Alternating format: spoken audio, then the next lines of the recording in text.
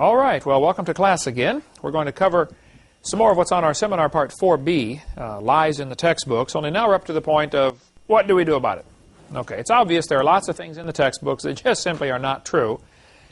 What do we do about it? Some practical steps to how to fix the problem.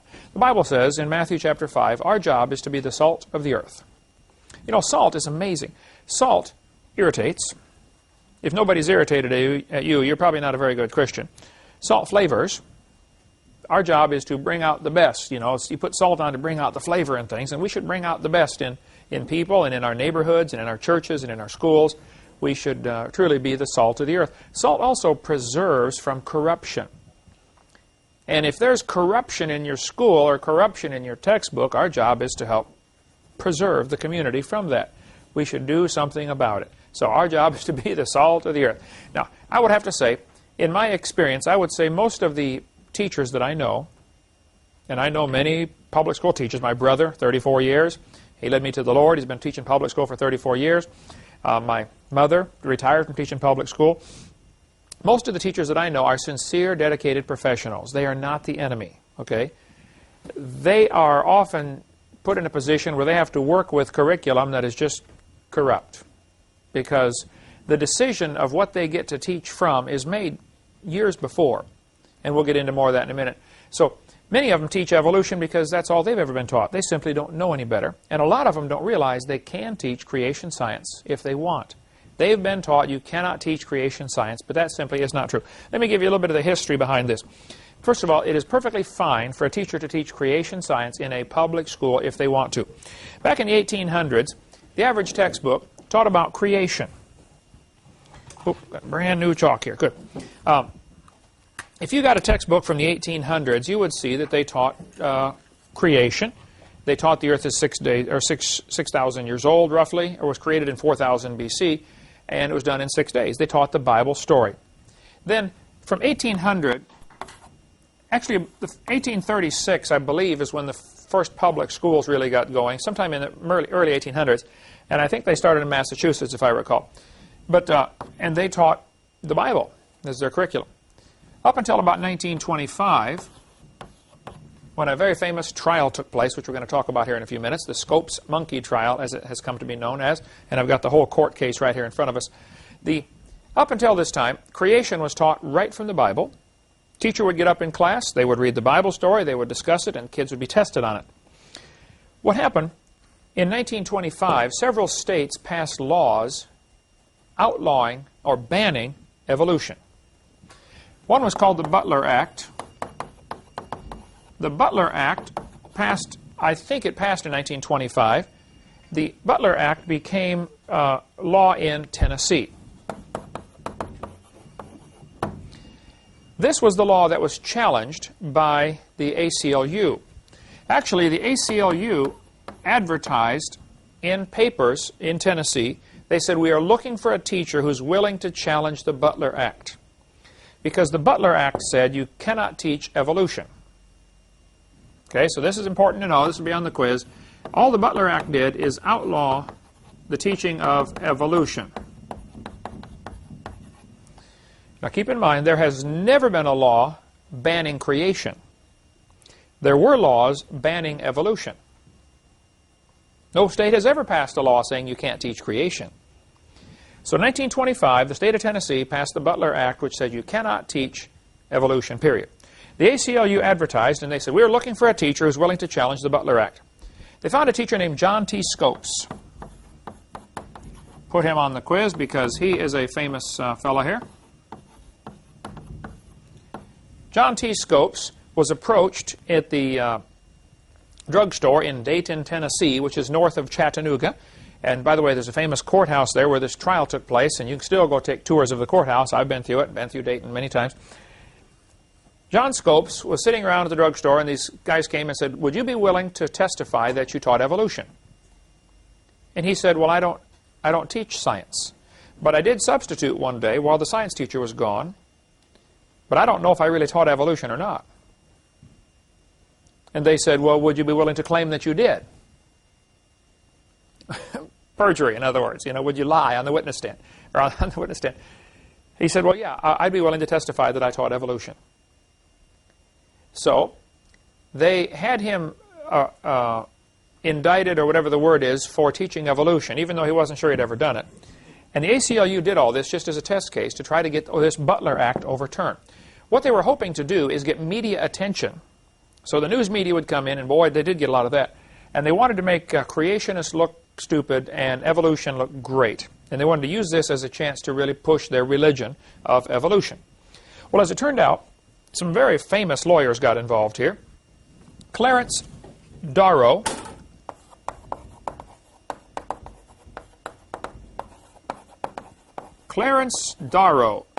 was the lawyer for the ACLU. He said, and he was a very famous lawyer and a skeptic, claimed to be an atheist and outspoken atheist of that day. He said, I will come in for the ACLU and I will defend this poor teacher who is now being accused of teaching evolution. Actually, they set up the whole thing, okay? They did it on purpose. William Jennings Bryan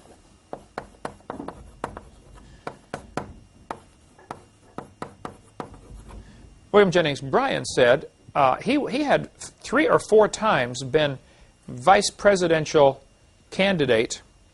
I mean, he'd run for vice president of the United States. He was a very famous person of the day in the mid-1920s, okay? He was in government in several different positions. I forget what his position was at the time, but William Jennings Bryan was an outspoken advocate of creation. And he preached sermons all over the place against evolution. So William Jennings Bryan came down to Dayton, Tennessee, and he says, well, I'll take him on. I'll defend the law, the Butler Act. And so it was quite the trial. It was very hot. The courtroom, they were worried the courtroom was going to collapse because so many people were crammed in there. So they moved everything outside. Plus, it was extremely hot down there in July, north of, well, you went to school in Chattanooga. You know, in summer it gets pretty warm. And here they were 90 miles north in the town of Dayton. The entire court transcript is available in a book called The World's Most Famous Court Trial. Fascinating reading. As you read the book, you'll see that an awful lot of the typical lawyer-type stuff, you know, bantering back and forth, selecting witnesses and all this, you have to realize the ACLU was hoping they would find him guilty. They were hoping their client would lose, and then they would appeal it to a higher court, so it would get nationwide attention. And as the trial went back and forth, Bryant, though he was a great and godly man, I've got lots of stuff on William Jennings Bryan right here. Here's a book about William Jennings Bryan. If you want to read more, you can come get this. There's lots of good stuff. He was a great and godly man, but he made several serious mistakes. He said on the witness stand, I'm not sure that the earth is 6,000 years old, and I'm not sure that the days are real days. So here in 1925, he was a product of his times. He kind of believed in either the gap theory or the day-age theory. When he said that on the witness stand, most of the Christians were very disappointed in him right then. And it tells about it in the book. You know, they said, oh, you blew it right there. And boy, the Christians of the early 1800s and all through the 1800s and early 1900s, they did blow it for Christianity by not standing up for the obvious truth. The Bible teaches God made the world in 6 days, and it adds up to about 6,000 years ago. Just, there is no compromise. That's what it says, and that's what all the scientific evidence points toward. So when William Jennings Bryan and Clarence Darrow faced off an incredible trial, it turned out Scopes was found guilty. Now, during the trial, Clarence Darrow had lined up all kinds of witnesses to bring in. The witnesses were going to testify that evolution is a fact. One of the things they were going to use was the Piltdown Man. They were also going to have the president of the American, or the curator of the American Museum of Natural History come in. He's the one who said black people are inferior. He said the average adult Negro has the intelligence of an 11-year-old white boy. Of course, racism was, 1925. There was a lot more racism in our country. The judge disallowed any evidence for evolution. See, they were hoping to use this trial to get all this evidence for evolution out there for everybody to look at. The judge said, I'm sorry, the question is not, is there evidence for evolution? The question is, did he teach it? Because the law says you can't teach it. So I don't care if there's evidence for it or not. It doesn't matter. That's not what we're here for. So the purpose of the trial was for the evolutionists was to try to get notoriety and media attention for their religion, for evolution. And the judge wisely said, I'm sorry, it doesn't matter if there's any evidence. we'll throw it out. We're not even going to hear it. So they banter back and forth, and you can read the whole court transcript there. Finally, Scopes was found guilty of teaching evolution. Now, Darrow really was shrewd and slick and wicked. Darrow agreed that Brian could put him on the witness stand if he could put Brian on the witness stand. Well, that's extremely unusual for the lawyers to go on the witness stand, you know. Normally they're out there, you know, trying to get the witness to say some things. So sure enough, Brian was put on the witness stand, and Darrow asked him all kinds of questions that he had all prepared. And then, rather than Darrow go on the witness stand and have to give evidence for evolution, he just said, Your Honor, we surrender, basically. I want you to find my client guilty. So Brian had this tremendous speech all prepared, and he was really going to blast Darrow, and would have done it, but it just took all the wind out of their sails. They just couldn't do it. Brian was a huge man, overweight, and finally, a few days after the trial, he died of heart failure, apparently related to being overweight. So the college that started there in his honor is called Bryan College in Dayton, Tennessee. They have about 400 or 500 students, maybe 600 or 700 now, I don't know. Good college, some very good teachers there, and they are a creationist college. Within the first, 40 or 50 years after this trial, the teacher was found guilty. He was fined $100. Brian offered to pay it. The fine was appealed and overturned. The next level of court said, no, I'm sorry, you made a mistake in the trial, some little technicality, the fine's overturned. So nothing ever happened. Evolution was still illegal. The Butler Act was not overturned. It was still against the law in many states to teach evolution. After the trial, a movie was made, a play was written, and then a movie was made called Inherit the Wind. Now write that down. You're going to need to know that one. Okay? Inherit the Wind is absolutely a perversion of the trial. Okay?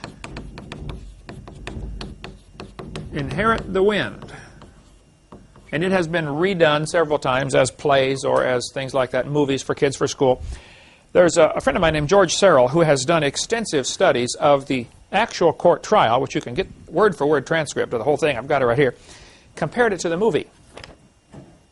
The whole purpose of that movie is to make Christians look stupid and to make the evolutionists look brilliant.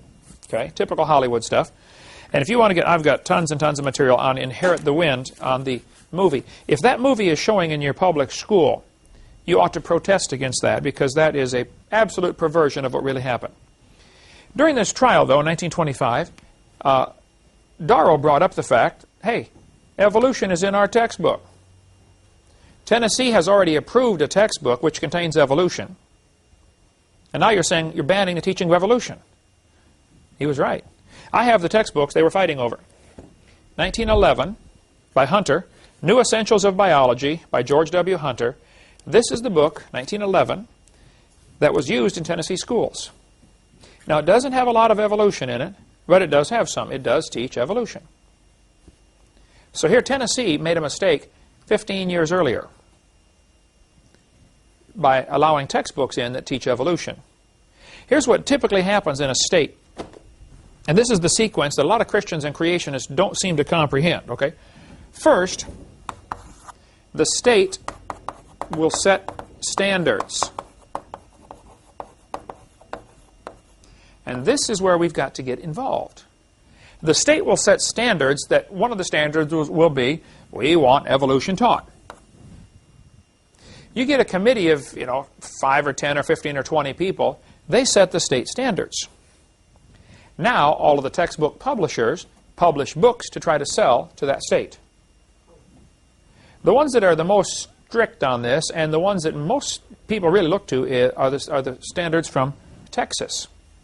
I don't know why, but Texas is a real testing ground for textbooks. So Mel Gabler in Longview, Texas, has done a great job for 39 or 40 years now. He and his ministry, all they do is review textbooks and write critiques on them. And they rate them according to which one's the best. Texas standards are very high for textbooks. For instance, Texas standards require that if a theory is taught, the evidence for it and against it should be presented. The Gablers were influential in getting that in there as a Texas standard. You must teach evidence against evolution. Now, Texas doesn't do it. They don't obey the law, but they're supposed to. Okay? A publisher, let's say there are 10 different publishers, just for sake of the argument, okay? The publishers will look at the different standards, and they'll say, okay, by the time the kid graduates, he's supposed to know this and this and this and this and this. Let's make sure it is in our textbooks because we want to sell our books to this state. The publishers want one thing: money. Okay? They want to sell you their books. So they may print, 4 million textbooks. If Texas rejects them because they have mistakes, one of the things the Gablers do is just simply find out-and-out mistakes in the textbooks. One of them had, Columbus discovering America in 1750, or something like that. Just unbelievable mistakes, just crazy things in there. George Washington is Abe Lincoln's vice president or something like that. Just flat stuff that's wrong. Okay? Thousands of things are found that are just plain wrong in the textbooks. But Texas will reject them. So here this publisher, HBJ, Harcourt Brace Jovanovich, or Prentice Hall, or whoever, they got this warehouse full of textbooks. Well, they sell them to some other state. They make a new run with the corrections for Texas, but the old ones, the ones that didn't pass, they'll sell to other states that aren't looking, aren't watching. And this is what happens, because they don't want to get stuck with, $20 million or $50 million worth of textbooks. So they'll sell them somewhere else. The state standards are set. Then the publishers publish books to meet the state standards. Then you have some competition. Then you have a state committee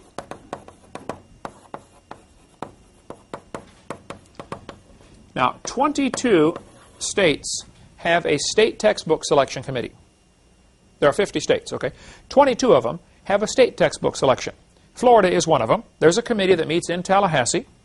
The committee looks at the state standards, and they say, okay, the book must contain these things.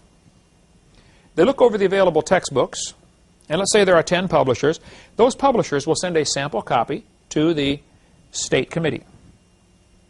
The state committee looks over the sample copies, and they will narrow it down and say, we approve, these 3 or these 5. Typically it's 5. It's not a hard, fast rule. They approve 5 books that meet the state standards. They send a list of those 5 to every county or district.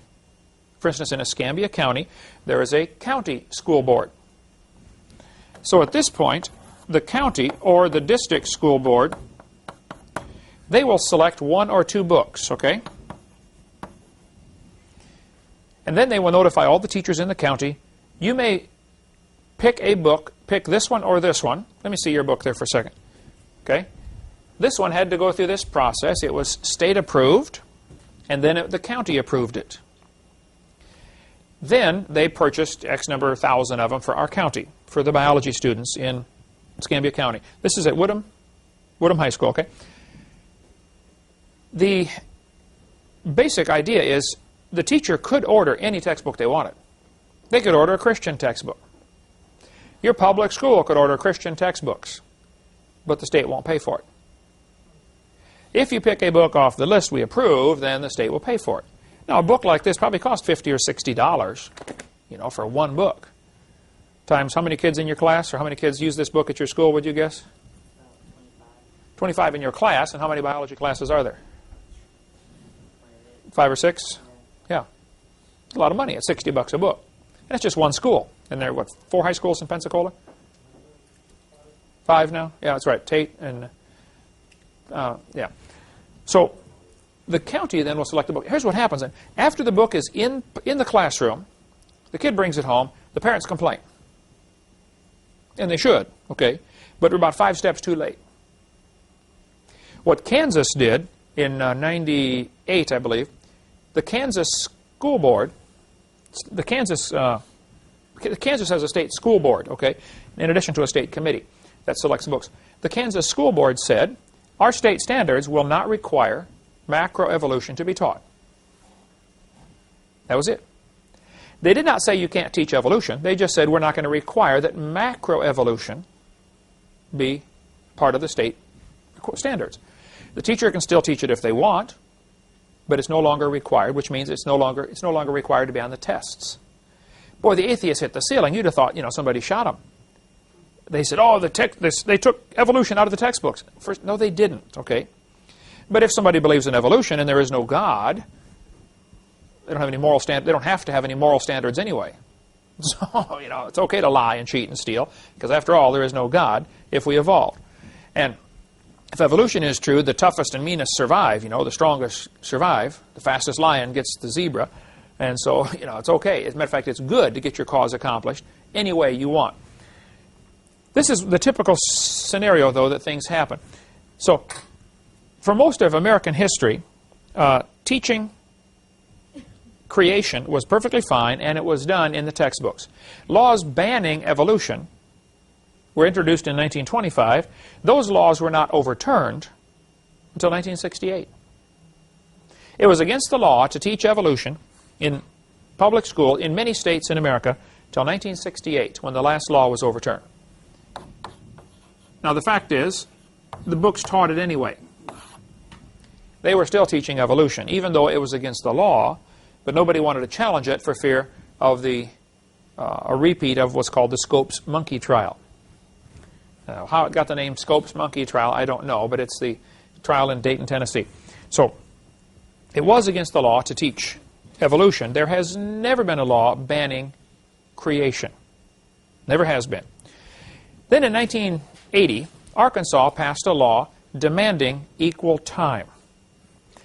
The state senate in Arkansas, or state representatives and senators in Arkansas, got together and said, look, if you're going to teach evolution, you must also teach creation and give it equal time. This was called the balanced treatment idea. If we're going to teach one theory, let's teach the other theory. That's what the citizens in Arkansas wanted. That's what the Congress and Senate wanted. That's what the governor wanted. Somebody challenged that law and said this law requiring balanced treatment is a violation of the First Amendment because it lets it mandates a state-sponsored religion because creation is a religious idea. Well, I think they're right. Creation is a religious idea, and now you have the state sponsoring a religion. The only problem with the law was they were requiring creation to be taught. The teachers already had the right to teach it. They could have taught it if they wanted.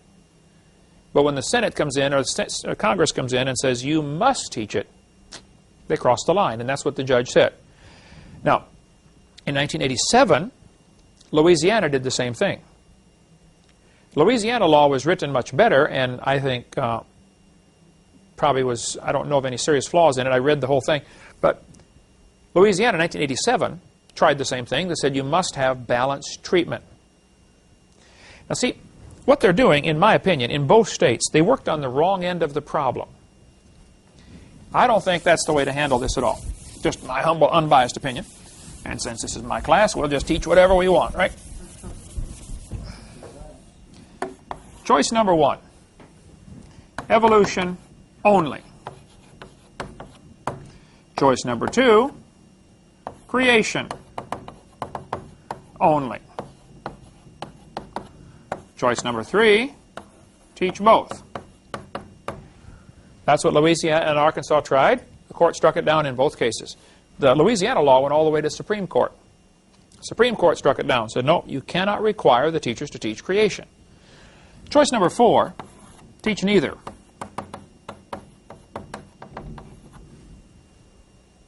This has been tried and tried and tried, and Christians and creationists still get excited about doing this. It's not going to work. I'm sorry, it's not going to work. And so give it up. An awful lot of money and time and energy has been wasted. So when somebody in a local school area tries to come in to demand equal time, the atheists and evolutionists they're not too scared about that. They know it's not going to go anywhere. So they like keeping these Christians busy, wasting or trying to get equal time. Go ahead and write your letters, get your petitions, get the parents fired up. Doesn't matter. You're wasting time. What if instead all of our effort was put into one thing? Get accurate textbooks.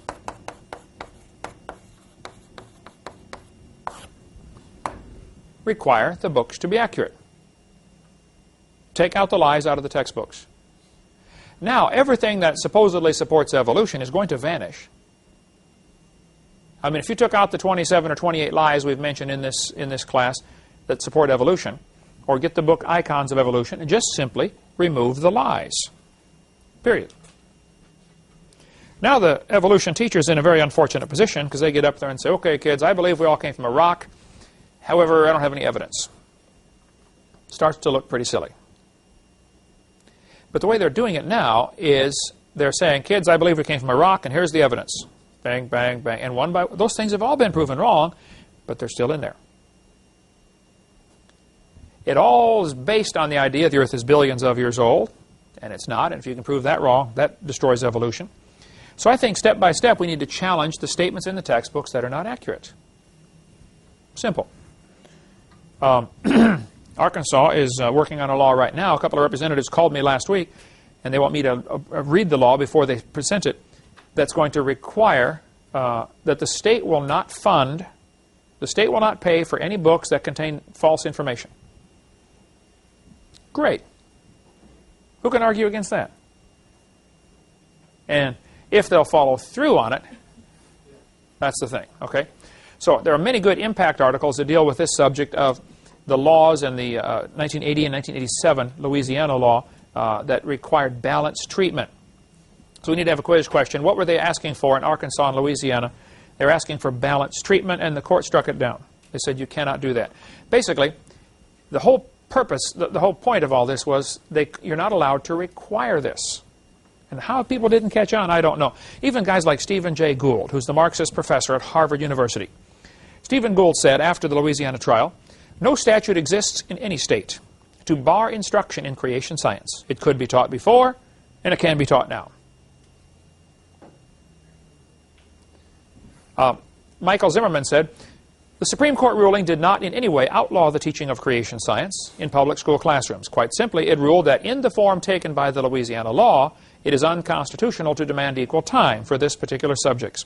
Creation science can still be brought into classrooms if and when the teachers and administrators feel it is appropriate. Numerous surveys have shown that teachers and administrators favor just this route. And in fact, creation science is being taught in science courses throughout the country. The Supreme Court's decision says that only that the Louisiana law violates the Constitution of constitutional separation of church and state. It does not say no one can teach scientific creationism, and unfortunately many individual teachers do. Some schools, districts even require equal time for creation and evolution. This is what Eugenia Scott said after the decision. I debated Eugenia Scott on the radio when I was in Boston one time. She was in California. Her entire organization, the National Center for Science Education, their whole organization exists to keep creation out of schools.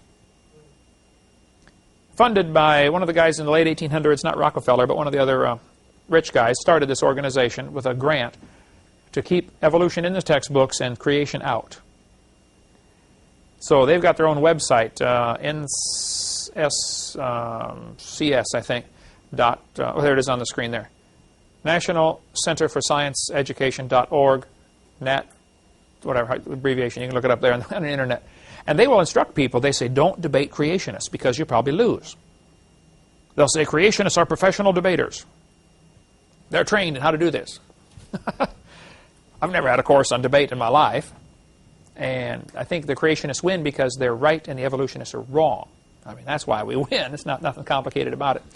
William Provine said, teachers and school boards in public schools are already free under the Constitution of the USA to teach about supernatural origins if they wished in their science classes. Laws can be passed in most countries of the world requiring discussions of supernatural origins in science classes and still satisfy national legal requirements. And I have a suggestion for evolutionists. Include discussions of supernatural origins in your classes and promote discussion of them in public and other schools. Come off your high horse about having only evolution taught in science class. The exclusionism you promote is painfully self-serving and smacks of elitism. Why are you afraid of confronting the supernatural creationism believed by the majority of persons in the USA and perhaps the worldwide? Good question. Now this guy believes in evolution, okay, and he teaches it to his students. But he says, look, we ought to teach both. Perfectly fine. Provine went on to say, shouldn't students be encouraged to express their beliefs about origins in a class discussing origins by evolution? Sure. One lady wrote me, a public school teacher said, or one fellow wrote me and said, Mr. Hovind, I'm a public school science teacher. I went to a conference today, and we were all given a new science textbook to use in the conference. It is called The Sciences by whatever that publisher is, John Wiley and Sons. On page 611, it said this: to what extent do you think that parents should have the right to decide which scientific theories and ideas are presented in schools?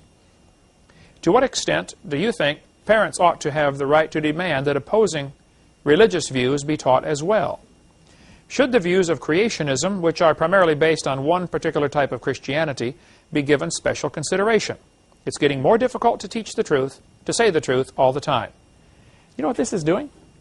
This is trying to let the science teachers, this is brainwashing, is what it is for the science teachers. They're teaching the teachers, well, you know, creationism is only based on the Bible. Well, first place, is that true? No. The idea that there's a creator is based on the obvious. Look around, okay? There was a creator. You don't need to be a rocket scientist to figure it out. I often get emails from atheists. I'll get, I don't know, 10 or 15 a day probably that I have to respond back to.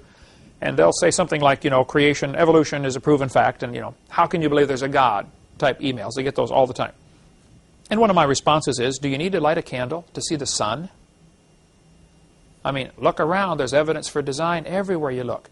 Every little molecule is designed. Every atom is designed. The proteins are designed. Every cell in your body is designed. You got 50 trillion cells in your body. Each one is more complicated than New York City. You think this happened by chance? Well, if you want to believe that, that's fine, but don't call that science. That's a religious worldview. ICR has a great impact article. Impact article number 196. They're like 10 cents a piece, okay? If you want to get back issues. You could call them and order 1,000 and pass out to your community. Or pass out in your school. You know, let the teachers know, look, you can teach creation science. I think we have a problem because so many teachers have been brainwashed into thinking they can't. When actually, it's perfectly fine to teach creation science. All right, let's take a little break here. When we come back, we'll cover more on what to do about what's going on in our schools and textbooks. Okay, let's continue now. Some things you can do to fix the problem in your local area, in your school. Okay, you can start a Bible class right in your public school. Elizabeth Ridenour will help you do that. Her phone number and address is right here. She has helped get Bible classes started in public schools all across America. There are now over 150,000 students studying the Bible in public school from her curriculum. I met with her several months ago when I was preaching in North Carolina, and she's a great lady and will help you get a Bible class started if you'd like to do that. You might want to get the book by Dwayne Gish. We sell it to our ministry for $5, Teaching Creation Science in a Public School. Now, he very carefully distinguishes between creation science and biblical creationism.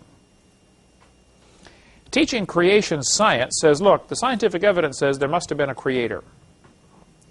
Teaching biblical creationism says God made the world 6,000 years ago. The first man was Adam. His wife's name was Eve. You know, that kind of stuff probably is not, should not be taught in a school. Certainly, that's a tough question to answer, but there's a difference between teaching biblical creationism and teaching scientific creationism. The fact is, the evidence is overwhelming. There must have been a designer. Mel Gabler said, states can legally require teachers to discuss evolution. They cannot require them to discuss creation. Teachers may discuss creation if they wish, but the states cannot require them. The Gablers are great friends in this battle against the evolution theory. You can contact them. Their website is TXBK, for textbook, reviews, R-E-V-W-S, at AOL.com. So you can get a hold of, that's their email, get a hold of the Gablers or their phone number here on the screen in Longview, Texas. The courts allow states to require discussing scientific weaknesses in evolution, but not require discussing creation. So a state could pass a law that requires the weaknesses of a theory to be taught. Texas did that, but they're not enforcing it. What would have to happen is somebody would have to get on this county textbook selection committee, somebody like a bulldog that says, look, I'm hanging on, I'm not letting go. And you just simply say, these books do not match the state standards. The state standards require weaknesses. The book doesn't present weaknesses. If they buy the book anyway, then they ought to be sued for breaking the law. The problem in this battle, as I see it, is most Christians are too nice to sue people. We'd let them poison our kids rather than stop them, you know. And it's time we do something about it, in my humble opinion. Back in 1963, a Supreme Court I think this was the case where they're taking prayer out of the schools with William Murray, Madeline Murray O'Hare. If not, it was one of the cases shortly thereafter. But the court held in 1963, it certainly may be said the Bible is worthy of study for its literary and historic qualities. Nothing we have said here indicates that such study of the Bible or of religion, when presented objectively as part of a secular program of education, may be effected consistently with the First Amendment. In 1980, the Eighth Circuit Court ruled, I'm sorry, this was the U.S. Supreme Court. Okay? Supreme Court said, the Bible may constitutionally be used in an appropriate study of history, civilization, ethics, comparative religion, or the like. So, in 1980, the Eighth Circuit Court said, the school can use the Bible because it will enhance the students' knowledge and appreciation of the role of that religious heritage played in the social, cultural, and historical development of civilization. But if you go check your textbooks now, any mention of Christianity has been stripped out. You might find 2 pages on Marilyn Monroe and 2 sentences on George Washington. It is unbelievable what's happened in the textbooks. They're being rewritten to play down Christianity and to emphasize all sorts of things that they have as part of their plan toward a new world order. In 1987, Supreme Court ruled, teachers already possess the flexibility to present a variety of scientific theories about origins of humankind. They are free to teach any and all facets of the subject.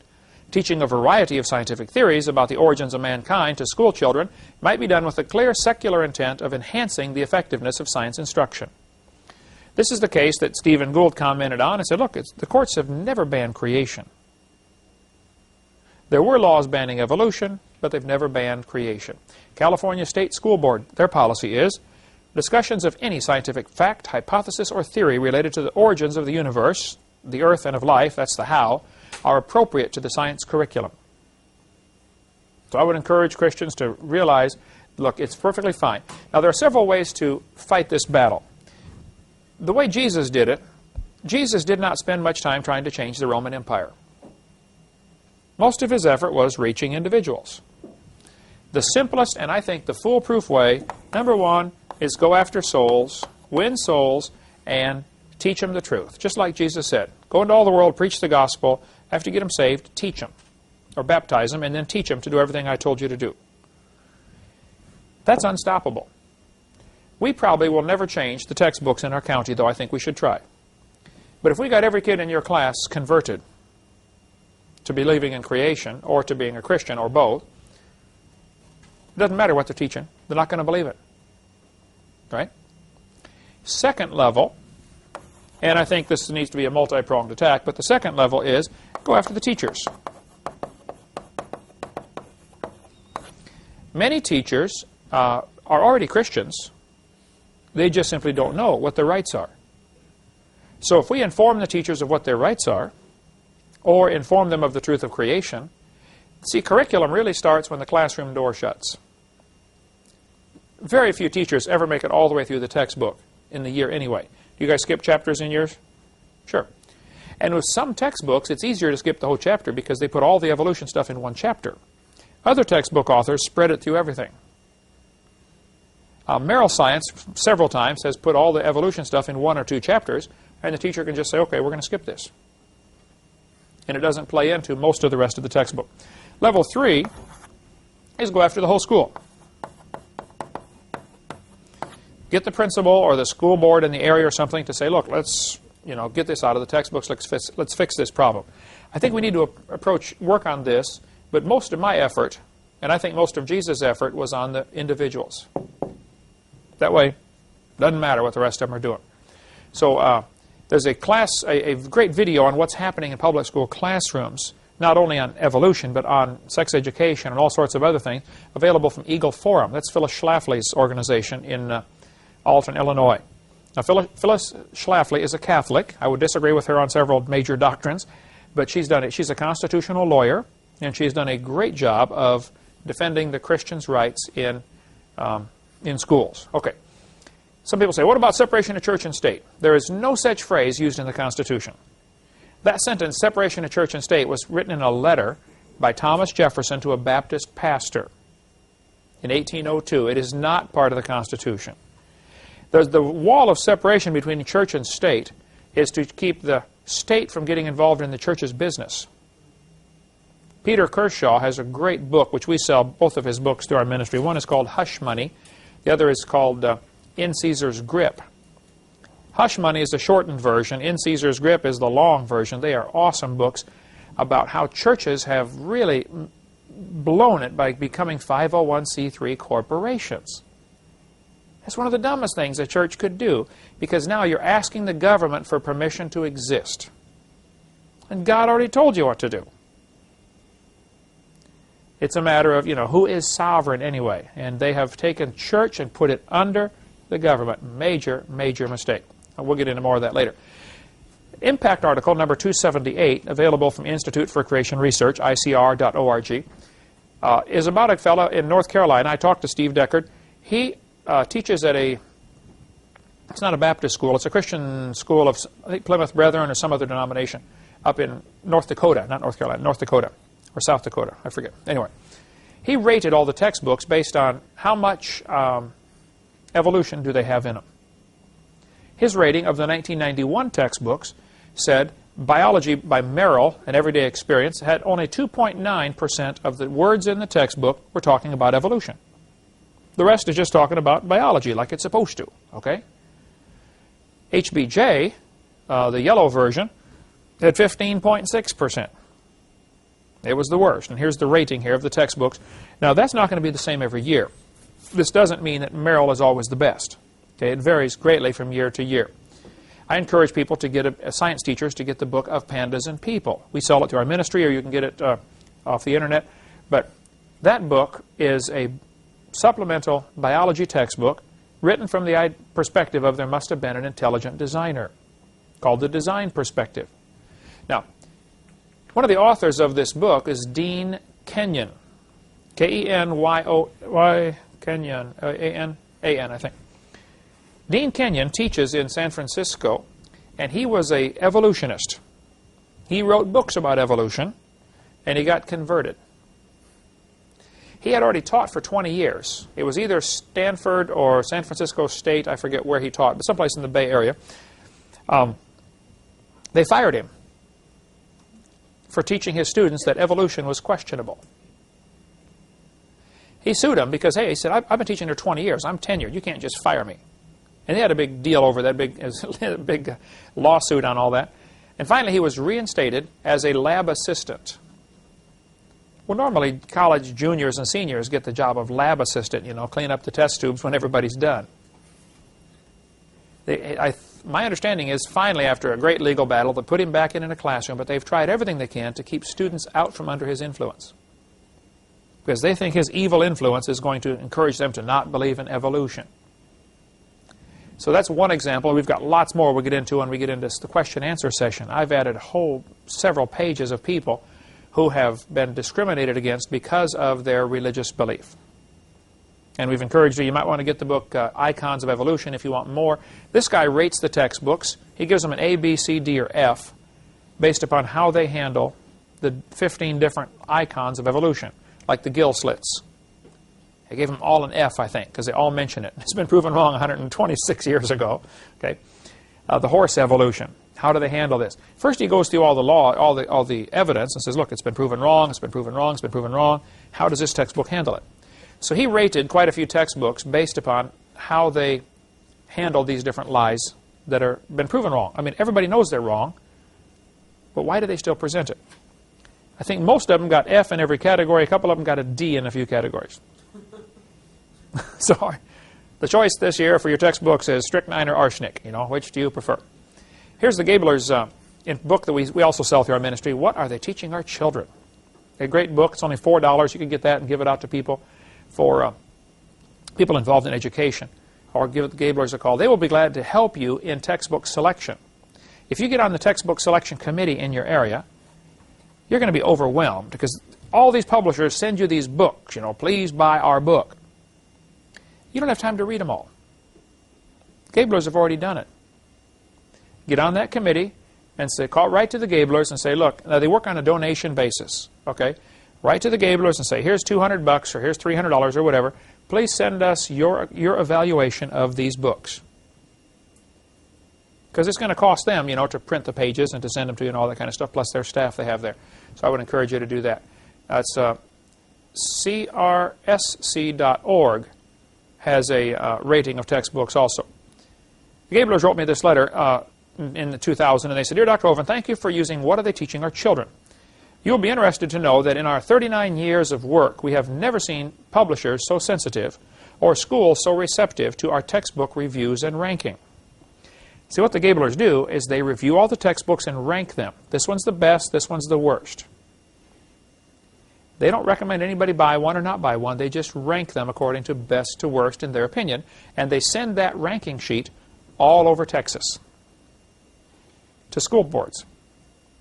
School boards look at this ranking sheet sort of like Consumer Reports, you know. They're the Consumer Reports of textbooks. For instance, one thing they do is they rank them on just how many inaccuracies do they have. How many things are in here that are just flat wrong, okay?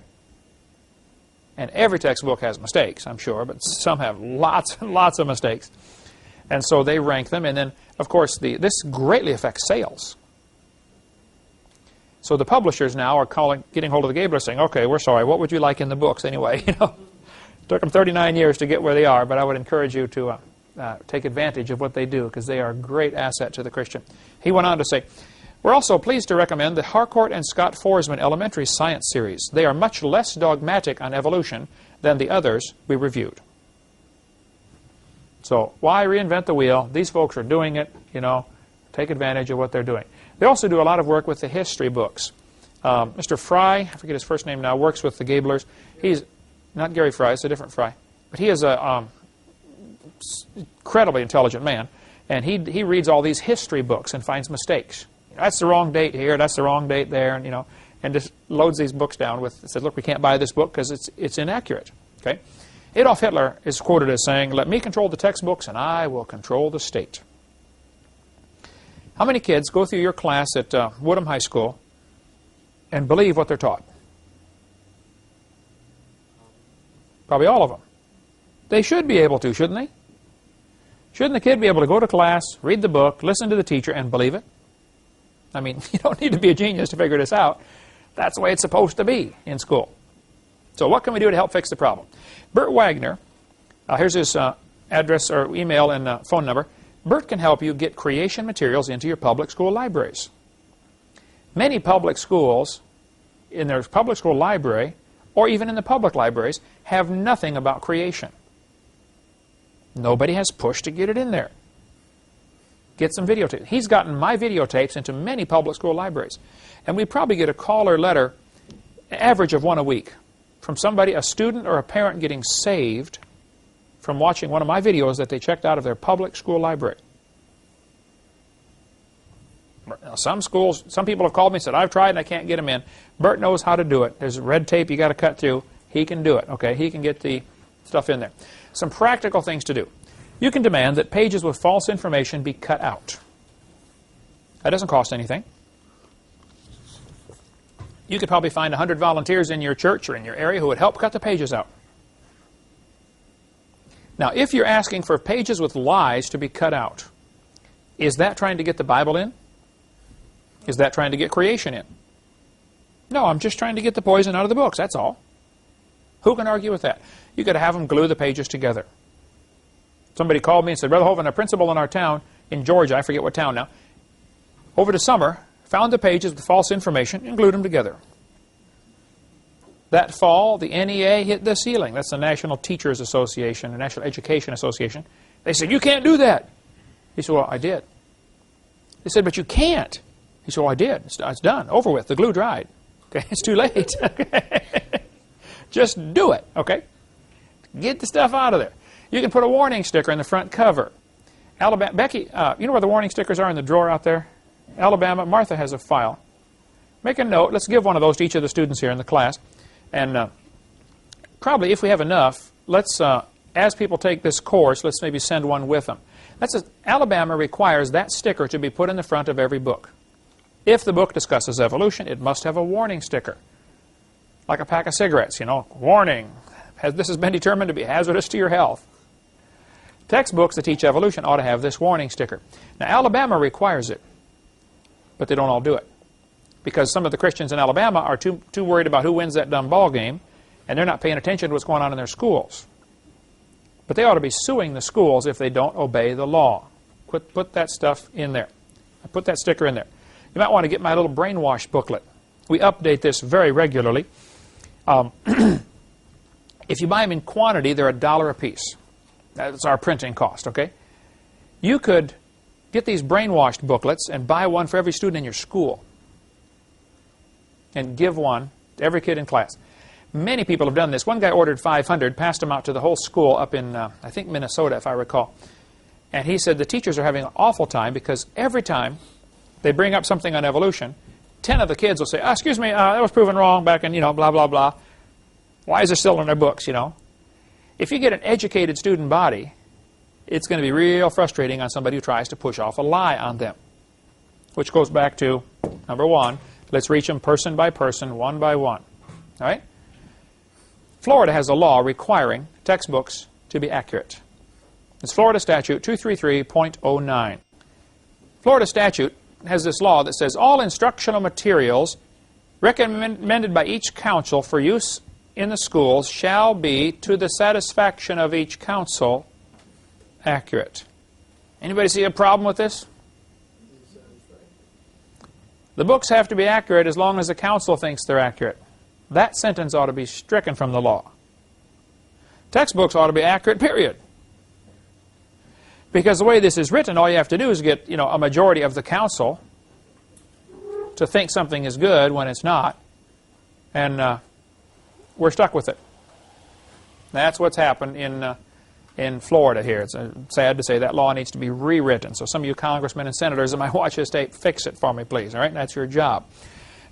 In Texas, Title 19, Education 66.66 I or L, I don't remember, says instructional materials shall present the most factual information accurately and objectively without editorial opinion or bias by the authors.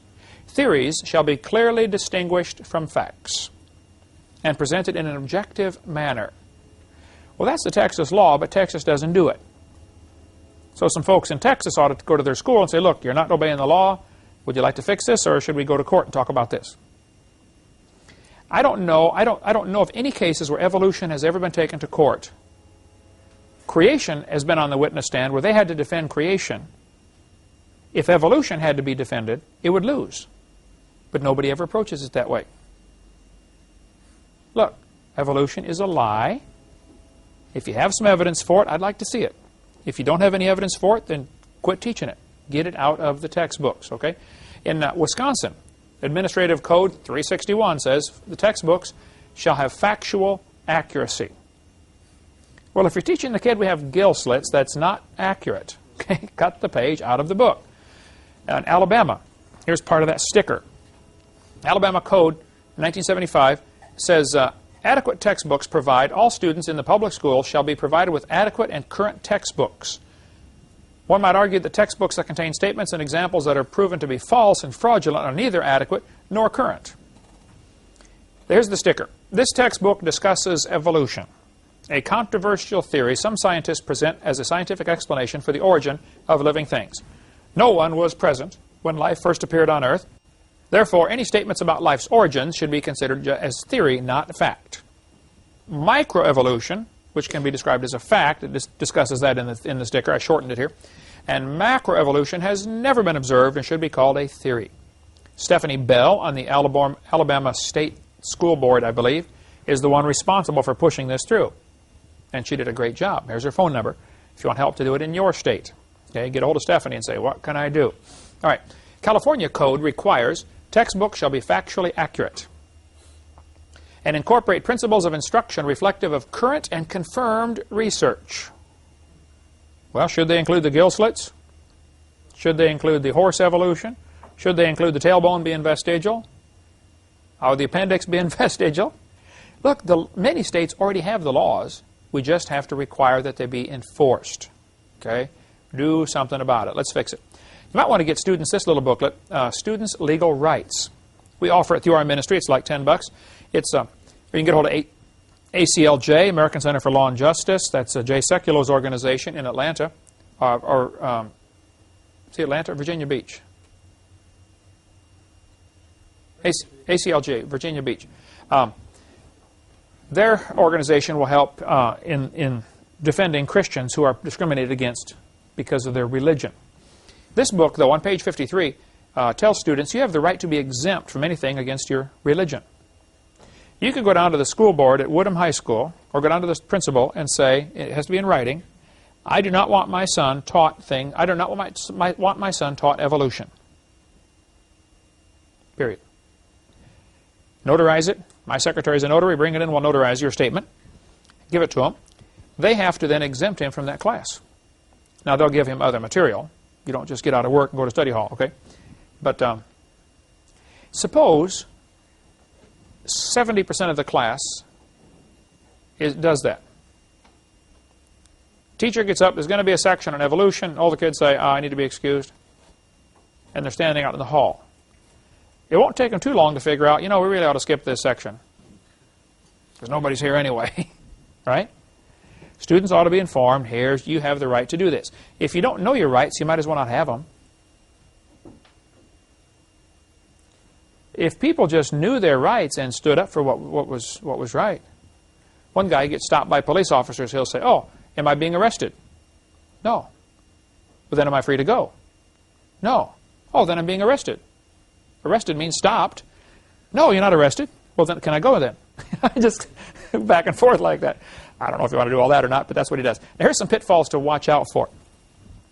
If a school is going to have a good program, I speak in lots of public schools, very frequently they will make it an opt-in.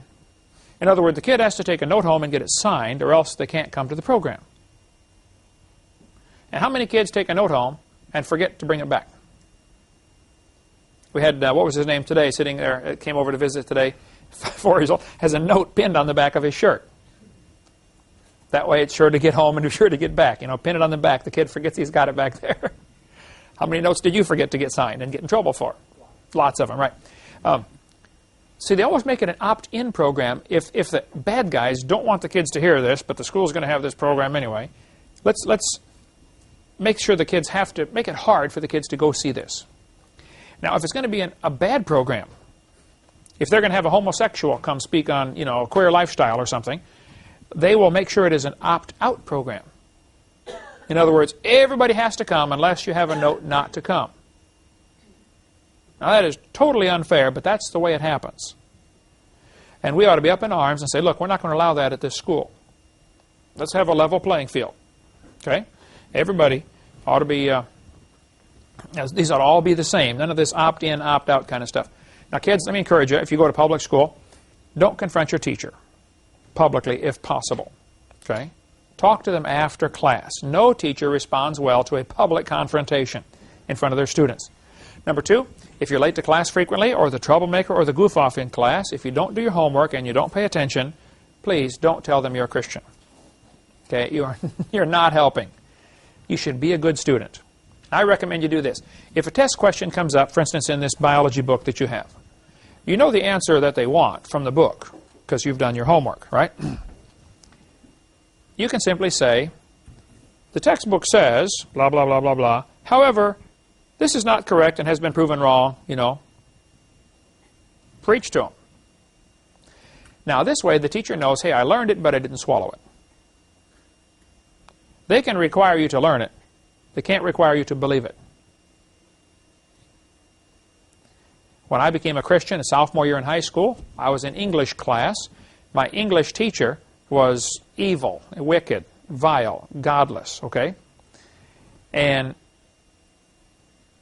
always giving us assignments to write, and kids would write just really bad stuff, I decided, hey, I'm going to write all papers on Christianity, how to get saved. I would try, it didn't matter what the assignment was, I would try to twist it around and get the gospel in there somehow, okay?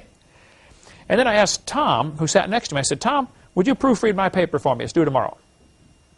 Tom Pisano, you preached at his church. Reading all my English papers my sophomore year in high school got Tom interested in the gospel. Tom came to church with me and got saved. Then Tom brought his neighbor and his best friend John with him to church, and John got saved, and John and I went off to Bible college together.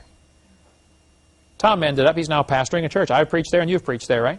Tom Pisano in East Peoria, Illinois, Creve-Coeur, Illinois. It's from that English class. Okay? So, learn the material, but do not swallow it. You can ask to be exempt. Of course, you have this legal right to do that. I think some practical steps to follow. You can give your teacher a video to watch at home. Video is a great way to get people converted. People, especially men, okay? When they're sitting at home holding the remote, the power, the feeling of power comes over them, okay? Nobody's been able to give it a word yet, but there's got to be a name for this. But there's a real, how many know what I'm talking about, okay? That feeling of power that you get when you're holding the remote control. Men will get saved watching a videotape that you would never get to come to church. Teachers will get converted by watching a video that you never would have got to church. You can invite people to a creation seminar. There are scores of creation scientists speaking all over the country all the time. I speak 700 times a year. I'm probably going to be in your town eventually. Okay, so watch my website, drdino.com, or watch the website from ICR. They send out 4 or 5 different speakers. Frank Riddle is a great guy. Spoke to many. He's been to our house here a couple times. He speaks for ICR, goes out and travels. Frank Sherwin used to live here in Pensacola and taught at Pensacola Christian College. He came and did a lot of video or audio taping here with me, broadcasts on creation evolution. He called himself Has Nonum, has no name, because he didn't want to get fired at the school for coming over here. A long story there. But anyway, there are great speakers out there speaking on creation science. Invite some of your teachers or schools to some of these seminars. Schedule a debate in your area. The student in Pennsylvania, I talked to him today, Joe Baker. One junior student, or junior I think he is fired up on creation. I mean, real fired up. He scheduled me to come speak at his high school. The auditorium seats about 900 or 1,100. 1,500 were in the auditorium. I mean, seated all down the aisles, lined down the aisles, all across the back. And they turned away over 300 people. They wouldn't let them in. The principal was about to pull his hair out. He said, the fire marshal's going to throw me in jail for the rest of my life, One high school kid did that. Scheduled the whole thing. Arranged it. Promoted it.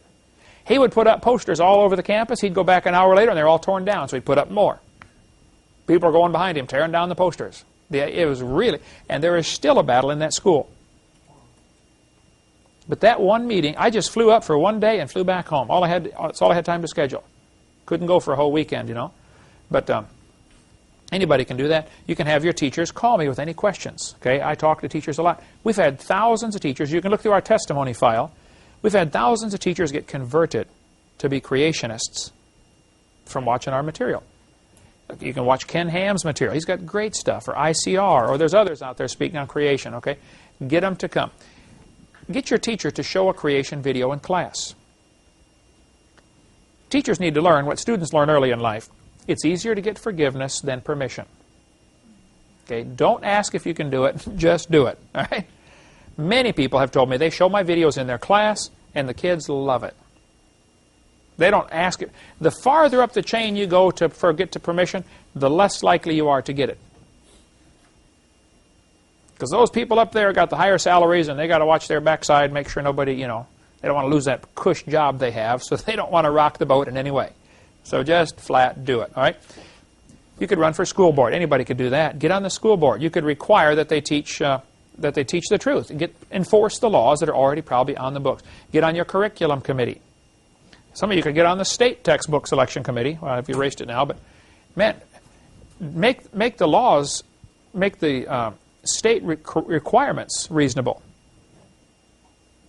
to get this stuff out. The Bible says the fear of man bringeth a snare. We need to get some people that just say, I don't care what anybody thinks, I'm going to do what's right. I think our logical step is convert the students, one at a time. You could write letters to the editor. Everybody ought to be doing that. That's what started my whole ministry here. I came to Pensacola, started writing letters to the editor about creation and evolution. Nearly all of them are in my seminar notebook. You can read my original letters that I wrote to the Pensacola newspaper. I started getting calls saying, hey, could you come speak at our place on creation? You could donate some books to your library, public library, school library. Get some creation material in there. I think we need to be using creation as a means of evangelism. It is a great way to do it. In the book of Acts, there are two great sermons. Acts chapter 2, Peter preached to the Jews on Mars Hill. The Jews are very, very familiar with Scripture. He quoted Scripture after Scripture after Scripture. That's what they're used to. Acts chapter 17, Paul's preaching on Mars Hill to a bunch of heathen who don't know about Scripture, never heard of it, and don't care. He never quoted any Bible verses. He talked about creation. Paul said in Acts 17, I want to talk to you about the unknown God. God that made the world. Starts right off with creation. Have you seen the movie Etau? Remember that? The missionaries go to, and they go to this tribe of folks, and they've never seen a white man, you know, and they just start with the gospel. They give them the gospel by starting in Genesis. Teach the whole Bible story. A great way to get folks who have no concept of Christianity to understand how it all fits together. I think creation evangelism is the need of the 20th and 21st century, in my humble opinion. Romans chapter 1 says, the invisible things of Him from the creation of the world are clearly seen. So they are without excuse. Nobody's going to have an excuse and say, I believed in evolution because I didn't see any evidence for a creator. There is overwhelming evidence for a creator. Okay, that's some practical things you can do. Now, next week, we're going to start talking about what this evolution theory has done for the world. The effects of teaching this theory. We've been teaching so far, what's on my videotape number 4, the lies in the textbooks. The fact is, they're still being taught. They're going to be taught tomorrow in your classroom. Giving you some practical things to do about it. But now I want to talk about what effect does this have? How has this theory of evolution influenced the rise of communism, socialism, Marxism, the New World Order? You fellows in the military, most of the threat we've had for the last 50 years or 70 years has been from communism. All of that's based on evolution. You were raised in Ukraine, you know, so were you. You were born over there, right? You were born over here? California. Your parents were raised in Ukraine. You were born in Ukraine. Soviet and former communist countries, all of communism and all of the suffering and everything they've gone through, I'm convinced is all because of this theory of evolution. We're going to cover how the evolution theories led to the rise of Adolf Hitler. Nazism is based solidly on this same idea. See, ideas have consequences.